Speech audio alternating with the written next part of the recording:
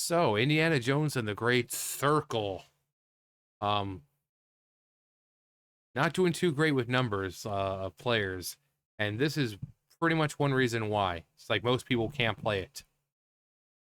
Indiana Jones and the Great Circle PC requirements don't support Nvidia GeForce GTX 1000 or AMD Radeon RX 5000 graphic cards. In a bid to send older gaming PCs to the museum, Indiana Jones and the Great Circle Circle's high-end system requirements include mandatory hardware ray tracing, which make it clear that only the most powerful rig will be able to handle Indy's latest adventure. Guess that's why it's doing so badly, because most people can't even freaking play it. Let's see here. Oh boy, I love doing this. All right, so let's see. Minimum recommended. There's the full ray tracing requirements. All right. So you need an i7, just the minimum is i7, which I have i7. 32, I've got 32 gigs storage. Nvidia GeForce RTX, kind of hard to see.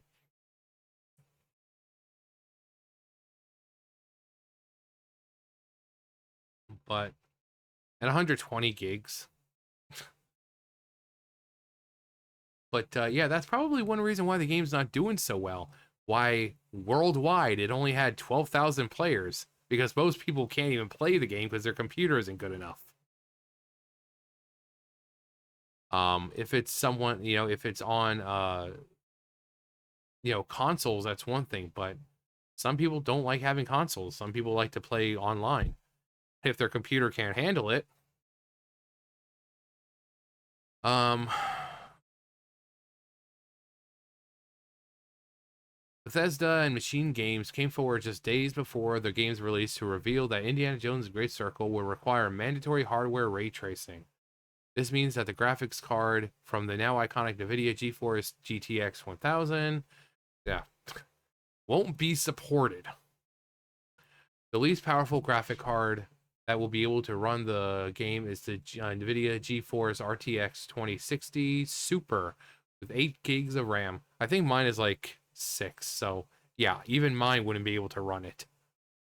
Mine's I can't remember which one it is, but it's a 6 gig graphics card. Or the AMD Radeon RX 6600. Players will also need an Intel Core i7 10th gen or AMD Ryzen 5 3600 or better, combined with 16 gigs of RAM. However, that is not the most worrying part. The fact that that this will give players the chance to play game at a low setting on a native 1080p at a targeted 60 frames per second. Playing a game in 2024 at 1080p would mean higher frames and not a bare minimum. The bar rises generation higher for 2K and 4K resolution. For recommended 1440 at FPS on high settings, Bethesda suggests having RTX 3080 Ti or AMD Radeon RX 7700 or 7700, yeah, 7700 XT with 12 gigabyte of RAM. Then 32 gig system memory and an i7 12th gen or AMD. Yeah, can't imagine why people aren't able to play this. For those who want to experience the game in a 4K resolution at 60 frames on ultra settings, they will need at least i7 13th gen. Wow, 32 gigs memory, 30 gigs of system memory. No. We're going back up. This is not the end of the high demands Indie imposes on PC gamers. The full path tracing experience from frame gen pushes the system requirements well above expectations and logic, since the developer has excluded AMD graphic cards. So minimum, we saw that. Here's recommended.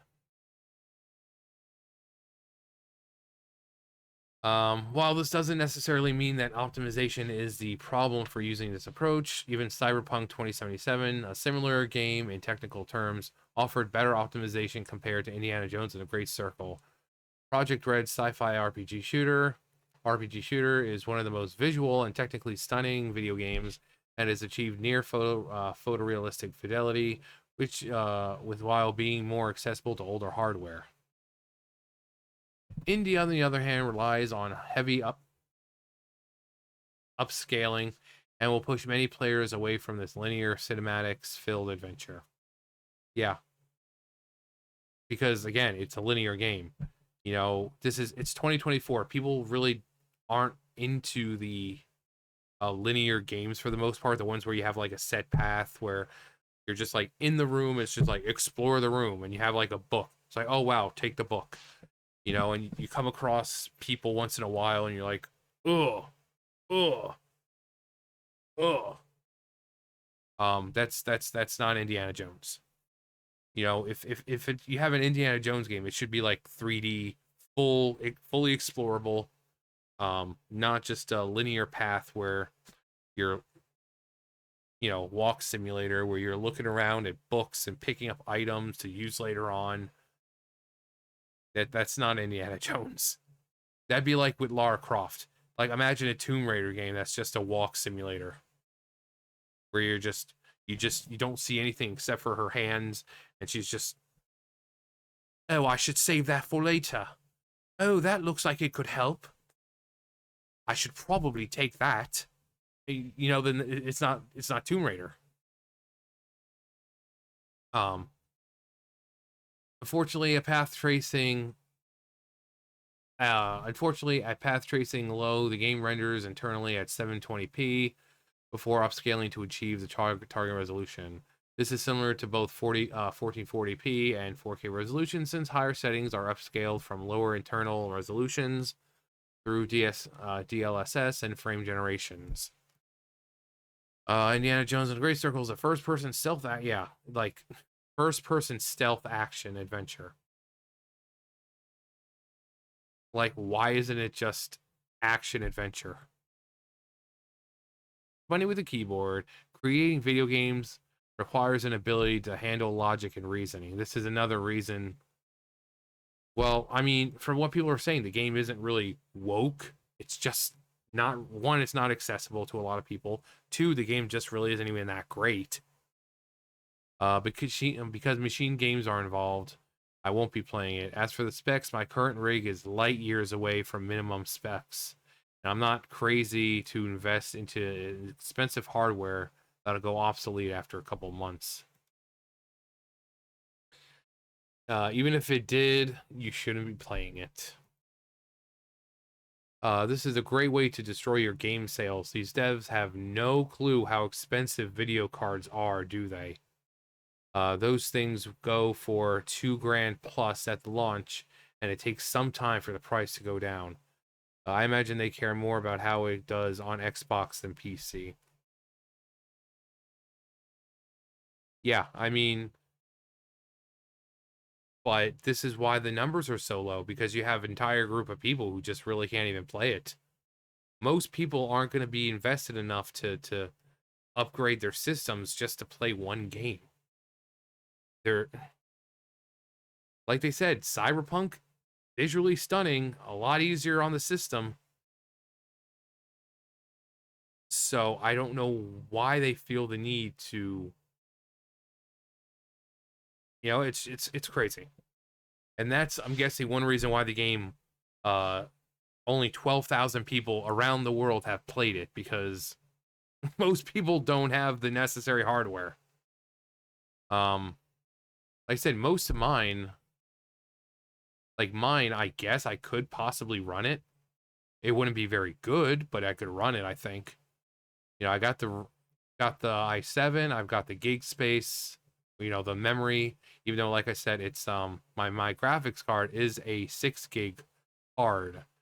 So it might experience some lag, but I could probably play it no problem on low settings.